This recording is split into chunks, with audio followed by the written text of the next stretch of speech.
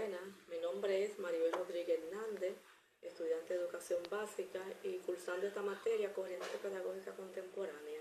Voy a hacer un resumen de los documentos leídos.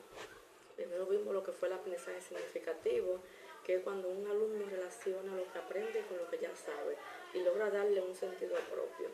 El principal autor de este aprendizaje fue David Althusser y Piaget y Vygotsky. Un ejemplo sería, por ejemplo, una clase de matemáticas, conectarlo con las situaciones de la vida real, como calcular el cambio en una compra o hacer un jardín. Ese es un ejemplo práctico. También vimos lo que son las principales teorías del aprendizaje, que ahí tenemos el conductismo, el cognitivismo, constructivismo, teoría sociocultural, teoría del aprendizaje social y el cognitivismo. Representada por el conductismo por Bert Skinner y John Watson, y el cognitivismo, ahí tenemos a Jean Piaget y George Bronner, y en el constructivismo a Levi Vygotsky y Jean Piaget. En la teoría del aprendizaje tenemos a Albert Bandura, y en el cognitivismo a George Sieben y Steven Delphes. También vimos otro documento donde se habló de los periodos de la humanidad, que está la prehistoria, la edad antigua, la edad media, la edad moderna, la edad contemporánea. Que la edad contemporánea es de 1869 a la actualidad. Aquí vemos los derechos humanos, la revolución industrial y la ONU. Y la prehistoria, aquí fue aproximadamente 3 millones antes de Cristo. Fue el origen del ser humano, la caza, la pesca y recolección, y donde el hombre hizo fuego. En la edad antigua nacieron las civilizaciones, se inventó la escritura. En la edad media, sistema feudal y fundación de las universidades. La edad moderna, expansión de Europa, uso de la imprenta y la Revolución Francesa. También vimos otro documento donde se hablaron de las principales figuras que transformaron el aprendizaje, que ahí vimos a Jean Piaget, Levi Vygotsky, John Watson, George Skinner, Iván Paulo, María, Mary Calkins, Margaret Watson, Mary Wollstonecraft, entre otros. También vimos otro documento donde se habló del legado pedagógico del siglo XX para la escuela del siglo XXI. Vimos que en este documento la escuela nueva y la educación progresista impulsaron la idea de que el aprendizaje debe ser activo, experiencial y adaptado a los intereses de figuras como Darwin.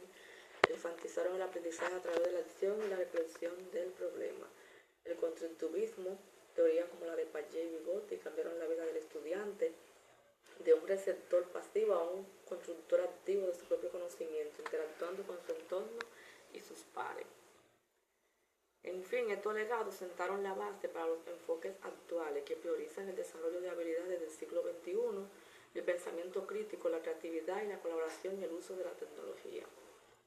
También vimos lo que fue el aprendizaje basado en retos, que aquí vimos que los estudiantes aprenden resolviendo problemas reales de su entorno con pensamiento crítico, creatividad y trabajo en equipo.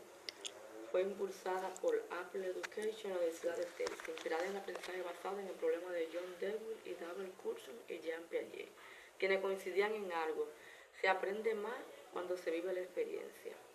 Un ejemplo sería diseñar e implementar un sistema de reciclaje eficiente para la escuela. También vimos un último caso que fue cuál es el verdadero propósito de un sistema educativo. ¿Acaso es adoctrinar? Este es un documento donde habla Noam Chomsky, que sostiene que la educación debe fomentar el pensamiento crítico y la capacidad de cuestionar en lugar de conformarse con la aceptación pasiva de la información. También él dice que existen dos versiones opuestas sobre la educación. Por un lado tenemos la visión tradicional, que se remonta a la ilustración, donde el propósito principal es ayudar a la persona a convertirse en aprendices autónomos y creativos. En esta concepción, la educación no es solo un proceso de transmisión de conocimientos, sino un camino hacia el descubrimiento personal y al desarrollo de la capacidad de cuestionar y explorar. En fin, todo este documento nos da una panorámica acerca de la educación y del aprendizaje. Pudimos conocer o recordar los autores de cada teoría del aprendizaje y lo que transformaron el aprendizaje. Cada documento fue de vital importancia y nos enseña muchas estrategias y métodos a los futuros docentes para tratar en el aula con nuestros estudiantes. Muchas gracias.